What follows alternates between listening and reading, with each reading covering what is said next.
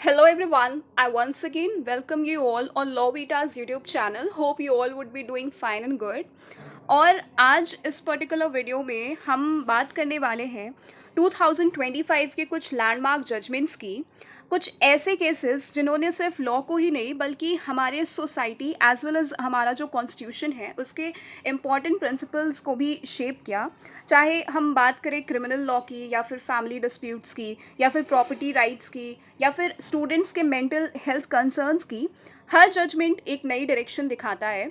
तो चलिए शुरू करते हैं और समझते हैं 2025 के इन इम्पॉर्टेंट रूलिंग्स को एक एक करके, जो कि आपके आने वाले काफ़ी कॉम्पिटिटिव एग्जाम्स के लिए भी हेल्पफुल होंगे। So the very first case which we have is Jaiprakash versus the state of Uttarakhand 2025। So ये केस एक बहुत ही सेंसिटिव और ट्रैजिक मैटर से रिलेटेड था। इस केस के फैक्ट्स ये हैं कि जयप्रकाश को अक्यूज़ किया गया था एक 10 ईयर ओल्ड गर्ल के रेप और मर्डर का, और उसके अगेंस्ट आईपीसी के सेक्शंस 302, 376 एज वेल एज 377 के तहत चार्जेस लगे, और साथ ही पॉक्सो एक्ट के सेक्शन 5 और 6 भी वहाँ पे अप्लाई हुए। ट्रायल कोर्ट ने इस केस में डेथ सेंटेंस दिया और उत्तराखंड हाई कोर्ट ने भी उस पनिशमेंट को अपहोल्ड किया। अब इशू जो था बिफोर द सुप्रीम कोर्ट वो ये था कि क्या इस केस में डेथ सेंटेंस को कंफर्म करना चाहिए या फिर उसे कम करना चाहिए। तो हमारी जो ऑनरेबल सुप्रीम कोर्ट है उसने ये डिसीजन दिया कि जयप्रकाश की कन्विक्शन को उन्होंने अपहोल्ड किया, मतलब उसको गिल्टी माना गया। लेकिन कोर्ट ने कहा कि डेथ सेंटेंस को कम्यूट करके लाइफ इम्प्रिजनमेंट विदाउट रिमिशन बनाया जाए, मतलब अब वो अपनी नेचुरल लाइफ तक जेल में रहेगा बिना रिमिशन के। सो कोर्ट ने कहा कि ट्रायल कोर्ट और हाई कोर्ट ने सिर्फ क्राइम की ब्रूटैलिटी देखी, लेकिन मिटिगेटिंग फैक्टर्स को वे नहीं किया, जैसे कि जयप्रकाश की सोशो इकोनॉमिक बैकग्राउंड, उसके खिलाफ कोई साइकेट्रिक इलनेस नहीं पाई गई और रिफॉर्मेशन की पॉसिबिलिटी भी है, ये सब। तो इस जजमेंट में सुप्रीम कोर्ट ने ये क्लियर किया कि सिर्फ ब्रूटैलिटी ऑफ क्राइम देखना काफ़ी नहीं है, कोर्ट्स को एग्रवेटिंग और मिटिगेटिंग फैक्टर्स दोनों को बैलेंस करना होता है जब डेथ पेनाल्टी डिसाइड करते हैं। Now the next case is Ramcharan and others versus Sukhram and others of 2025. So ये केस एक क्रूशियल क्वेश्चन उठाता है कि क्या ट्राइबल वुमेन को इनहेरिटेंस राइट से वंचित किया जा सकता है सिर्फ कस्टमरी लॉ के बेसिस पर। So the facts of this case are कि इस केस में कुछ ट्राइबल वुमेन को उनके परिवार के प्रॉपर्टी सक्सेशन से इंक्लूड कर दिया गया था। कस्टमरी लॉ का रीज़न दिया गया कि उनके कम्युनिटी में औरतों को प्रॉपर्टी में इनहेरिटेंस का राइट नहीं मिलता। Now the issue before the supreme court was कि क्या ऐसे कस्टम्स के नाम पर ट्राइबल वुमेन के इनहेरिटेंस राइट्स डिनाई किए जा सकते हैं जबकि कॉन्स्टिट्यूशन इक्वालिटी की गारंटी देता है। सो सुप्रीम कोर्ट ने एक लैंडमार्क रूलिंग दी और कोर्ट ने कहा कि ट्राइबल वुमेन को प्रॉपर्टी से एक्सक्लूड करना आर्टिकल्स 14 एंड 15 का वॉयलेशन है, क्योंकि ये उनके राइट टू इक्वालिटी और नो डिस्क्रिमिनेशन के अगेंस्ट है। कोर्ट ने क्लैरिफाई किया कि अगर Hindu succession act schedule tribes पर डायरेक्टली अप्लाई नहीं होता, इसका मतलब ये नहीं है कि उन्हें ऑटोमेटिक एक्सक्लूजन का सामना करना पड़े। जब तक एक वैलिड और इस्टेब्लिश्ड कस्टम प्रूव नहीं होता, कोर्ट्स को हमेशा जस्टिस, इक्विटी और गुड कंसाइंस प्रिंसिपल्स फॉलो करने चाहिए। सो इस केस में सुप्रीम कोर्ट ने ट्राइबल वुमेन के इनहेरिटेंस राइट्स को रिकॉग्नाइज किया और जेंडर जस्टिस को एक स्टेप आगे बढ़ाया। कोर्ट ने यह भी क्लियर किया कि कस्टम्स तभी वैलिड होते हैं जब वो कॉन्स्टिट्यूशन के बेसिक प्रिंसिपल्स के अगेंस्ट ना हो। तो ये जजमेंट हमें ये सिखाता है, ये मैसेज देता है कि कस्टम्स इंपॉर्टेंट है, लेकिन उनका रिस्पेक्ट तब तक ही है जब तक वो इक्वालिटी और फंडामेंटल राइट्स को वॉयलेट ना करें। Now the third case which we have is Sukhdev Saha versus the state of Andhra Pradesh of 2025। So ये केस डायरेक्टली स्टूडेंट्स के मेंटल हेल्थ और उनके फंडामेंटल राइट से जुड़ा हुआ है। The facts of this case are as follows कि एक 17 ईयर ओल्ड नीट एस्पिरेंट की हॉस्टल में सस्पिशियस सर्कमस्टांसेस में डेथ हो गई। पुलिस ने उस डेथ को सुसाइड डिक्लेयर किया, लेकिन लड़के के पेरेंट्स इस इन्वेस्टिगेशन से सैटिस्फाइड नहीं थे। उन्होंने कहा कि पुलिस और फॉरेंसिक प्रॉपर नहीं हुआ। इस वजह से उन्होंने मल्टीपल रिट पिटिशंस फाइल की आंध्र प्रदेश हाई कोर्ट में और डिमांड किया कि इन्वेस्टिगेशन सीबीआई को ट्रांसफ़र किया जाए, लेकिन हाई कोर्ट ने उन पिटिशंस को रिजेक्ट कर दिया। अब सुप्रीम कोर्ट के सामने मेन इशू था कि क्या इन्वेस्टिगेशन सीबीआई को ट्रांसफ़र करना चाहिए, पहला ये, and the second one was कि क्या स्टूडेंट्स के मेंटल हेल्थ कंसर्न्स आर्टिकल 21 के अंडर राइट टू लाइफ का पार्ट है, उसका हिस्सा है।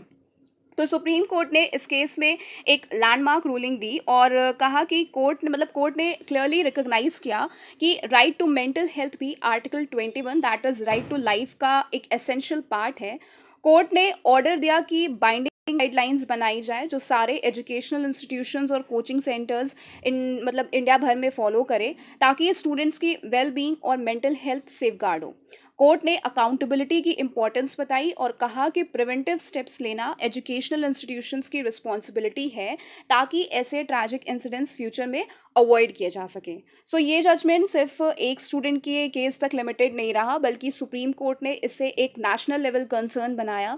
इस केस से एक क्लियर मैसेज आया, एजुकेशन का मतलब सिर्फ एकेडमिक्स नहीं है बल्कि स्टूडेंट्स की मेंटल, इमोशनल और साइकोलॉजिकल हेल्थ को प्रोटेक्ट करना भी इक्वली इम्पॉर्टेंट है। सो इस जजमेंट ने राइट टू लाइफ को और ब्रॉड इंटरप्रेट करके एक नया डायमेंशन ऐड किया that is right to mental health also. Now, the next case which we have is that is Salesh Kumar versus state of Uttar Pradesh of 2025। So ये case एक practical legal confusion को address करता है that is civil money disputes को क्या criminal process के through enforce किया जा सकता है। सो इस केस के फैक्ट्स थे कि इस केस में इलाहाबाद हाई कोर्ट ने दोनों पार्टीज़ को मीडिएशन के लिए भेजने का ऑर्डर दिया, लेकिन मीडिएशन से पहले एक प्री कंडीशन लगाई कि एप्लेंट को 25 लाख का डिमांड ड्राफ्ट रिस्पोंडेंट को देना होगा। एप्लेंट ने इस ऑर्डर को चैलेंज किया सुप्रीम कोर्ट के सामने। अब सुप्रीम कोर्ट के सामने मेन सवाल था कि क्या एक सिविल डिस्प्यूट में पैसे रिकवर करने के लिए एफआईआर या पुलिस एक्शन यूज़ किया जा सकता है, एंड सेकेंड कि क्या मीडिएशन जैसे प्रोसेस को करने के लिए पहले पेमेंट कंडीशनली इम्पोज की जा सकती है। सो सुप्रीम कोर्ट ने अपने जजमेंट में क्लियर किया कि सिविल डिस्प्यूट्स को सिविल डिस्प्यूट्स के पैसों को क्रिमिनल लॉ के थ्रू रिकवर नहीं किया जा सकता। अगर ऐसा होता है तो वो अब्यूज़ ऑफ लॉ माना जाएगा। सेकेंडली, कोर्ट ने इलाहाबाद हाई कोर्ट के ऑर्डर को क्रिटिसाइज किया जिसमें 25 लाख पेमेंट को मीडिएशन के लिए एक कंडीशन बनाया गया था। एंड लास्टली, सुप्रीम कोर्ट ने कहा कि ऐसे डिस्प्यूट्स का प्रॉपर सॉल्यूशन सिविल या कमर्शियल कोर्ट्स के थ्रू होना चाहिए जो स्टैब्लिश लीगल प्रोसेस फॉलो करते हैं, ना कि एफआईआर लॉन्च करके या पुलिस एक्शन से। सो ये जजमेंट एक स्ट्रॉन्ग रिमाइंडर है कि सिविल और क्रिमिनल लॉ के अपने अपने स्फीयर्स होते हैं।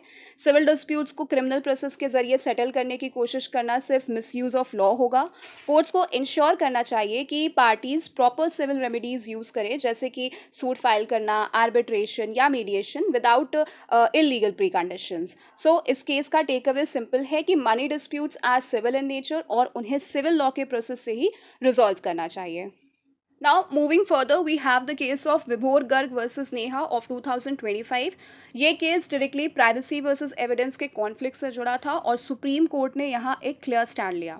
सो first of all we will see the facts of this very case. So इस केस में हस्बैंड विभोर गर्ग अपनी डिवोर्स प्रोसीडिंग्स में सीक्रेटली रिकॉर्डेड फ़ोन कॉल्स अपनी वाइफ के साथ कोर्ट के सामने एविडेंस के रूप में लाते हैं।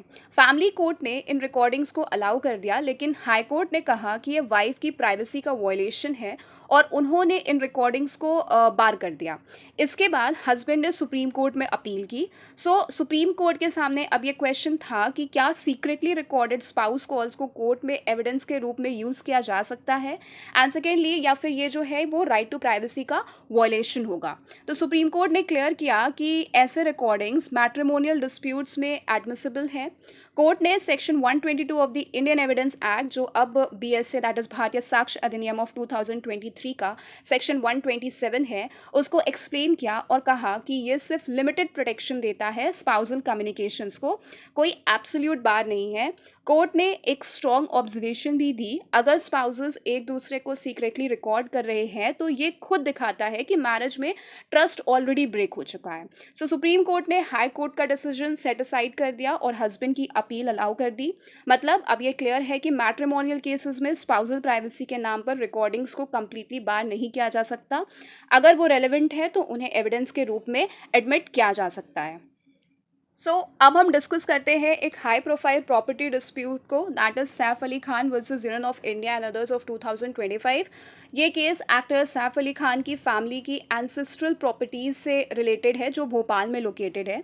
सैफ की ग्रैंड मदर अबीदा सुल्तान 1950 में पाकिस्तान चली गई थी।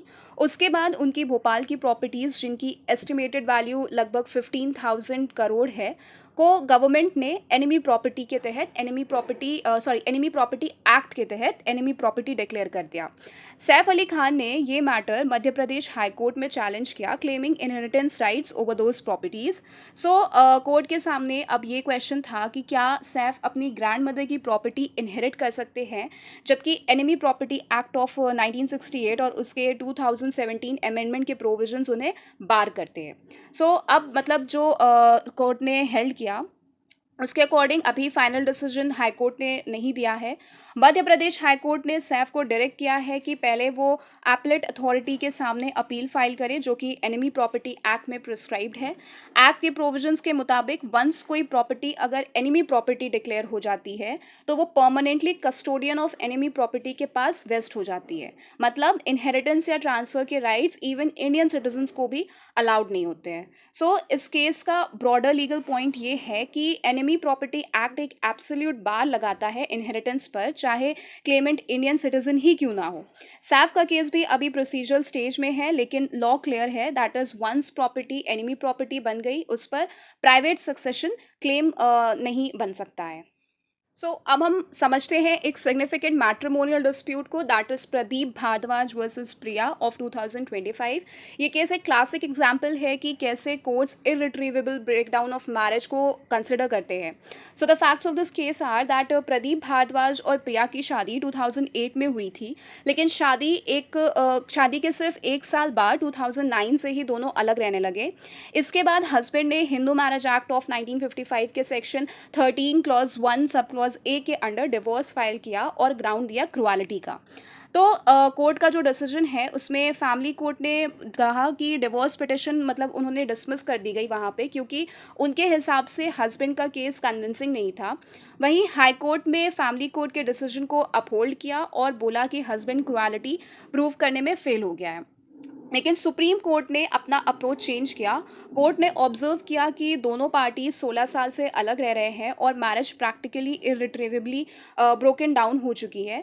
इस वजह से सुप्रीम कोर्ट ने लोअर कोर्ट्स के डिसीजन को रिवर्स कर दिया।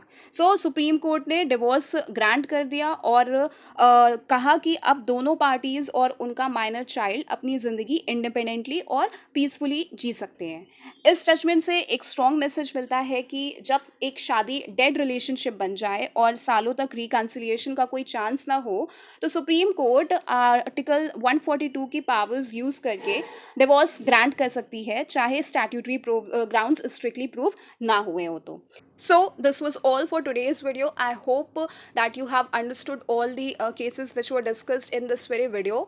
फिर मिलते हैं अगली वीडियो में किसी और टॉपिक के साथ। तब तक के लिए thank you and bye bye.